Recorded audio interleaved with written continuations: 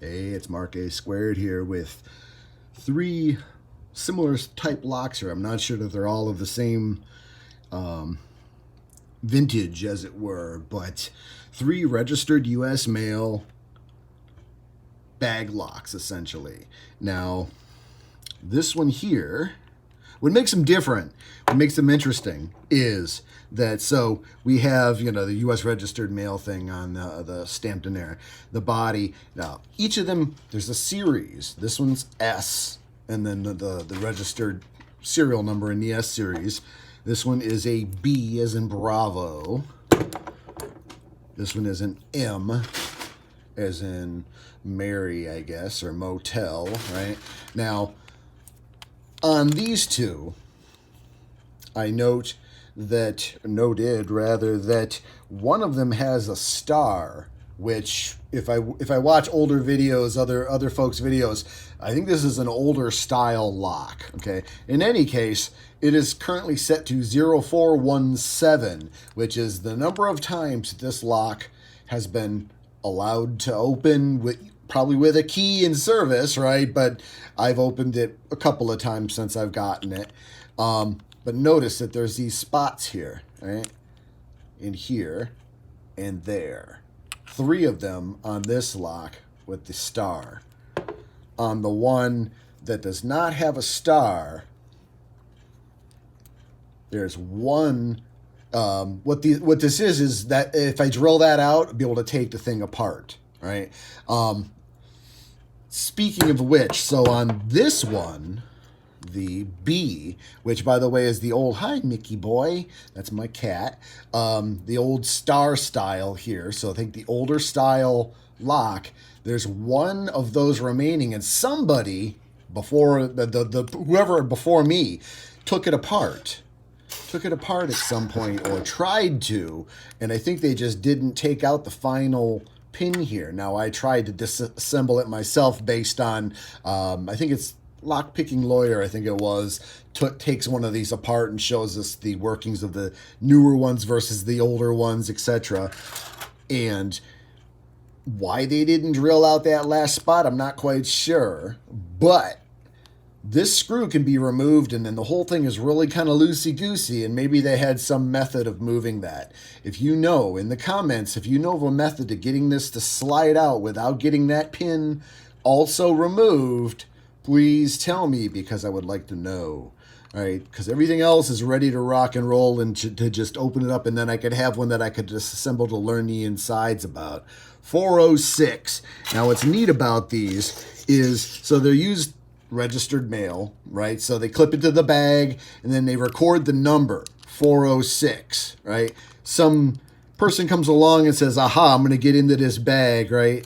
And they set up their tools here, and then they take the pick and they go 1, 2. Notice how far down, by the way, that is. Very far down picks. 1, 2, 3. And as that starts to move, this guy here has moved. With the first click, I've turned a ratchet where there's no going back. You cannot move in the counterclockwise, well, I guess looking at it down this way, the clockwise way. This way it's the counterclockwise way, right? It's following this, the keyway here. If I go one more click, actually, let me show you all this before too. 406, all right? 407. Okay, so second click in, it was enough to make it rotate. This guy's, I think, probably not in the best condition inside there. I think it was one click sooner is when it happens with the newer locks.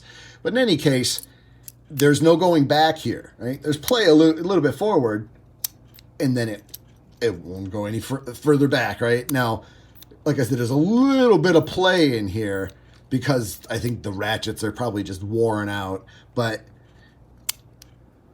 all right, and then, but they know at the destination that bag was open because it said 406 on the record, right? So now it's 407. Somebody tampered with that mail, with that registered mail. It's not high security. I picked it within seconds, but it is accountability, right? By the way, this is a Sparrow's pick in a 3D printed from 3D Lock Sport rat yoke style handle. I'm not sure yet. We'll see.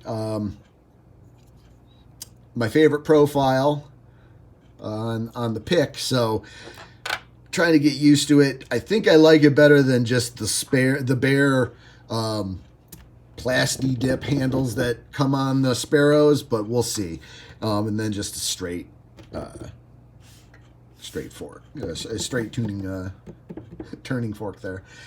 In any case, I think that's all I've got to say about these today. I'm going to take the one that has the screws already out on it. I'm going to drill out that last bit because I want to be able to take this guy apart. I saw this on eBay. I saw this screw and I saw the hole and I'm like, you know what? I bet you somebody already took this one apart and I can, but no, they didn't finish the job. This one here, if I think so, this one here needs to be removed as well. Then this thing will be able to come apart and I understand, you know, the pins are here,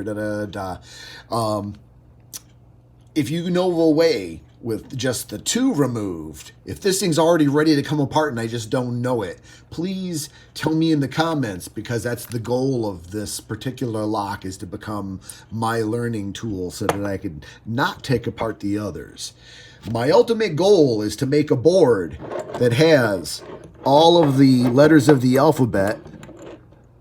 I mean, they have them A, B, C, etc. all the way down. I haven't seen any Z's on eBay yet, but that's the ultimate goal, is to have one from every letter that hasn't gone to 9,999 and locked up completely. The idea of learning to take them apart and all that is that once they have locked up completely, you can take them apart and make them work again. But that's registered U.S. mail locks. That's all I've got for right now, and that is Mark A Squared out.